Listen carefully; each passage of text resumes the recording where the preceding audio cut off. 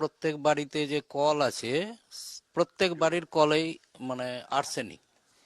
আর দ্বিতীয়ত যেটা ট্যাঙ্কি থেকে জল আসছে কেন্দ্রীয় সরকারের থেকে, সেটা গন্ধ করছে, মানুষ খেতে পারে না। খাবার জলটা আমরা কিনে নিই, বাড়িতে আসে বিক্রি হয়, এই ওইগুলোই কিনি আমরা। এখন সামনে এলে ভোট আসছে, লিডাররা নিশ্চয়ই আসছে, ক্যান্ডিডেটরা বলেছেন এই ব্যাপারটা? এখন পর্যন্ত কোনো ক্যান্ডিডেট আসেনি।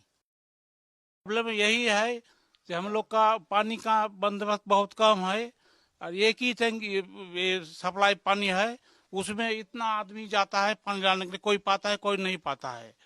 और कुल कितने लोग हैं? इस गांव में लोग है कितने लोग, 200 लोग, 200-250 लोग हो जाएगा। सबके घर पे यही प्रॉब्लम? सबके घर पे यही प्रॉब्लम है। तो पानी आता है, किस तरीके का पानी आता है?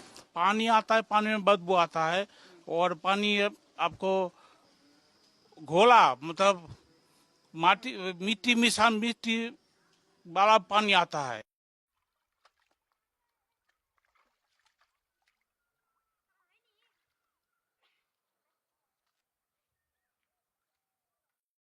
এই গ্রামে আমাদের পানীয় জলের খুব অসুবিধা, জলটা সুবিধা মতন হয় না, গন্ধ বেরায়। আমরা আমাদের আর্থিক অবস্থা, তবুও আমরা জলের ডপসের জলগুলো কিনে খাই, আর এই জলে গন্ধ বেরায়, বেশিরভাগ দিনই গন্ধ থাকে।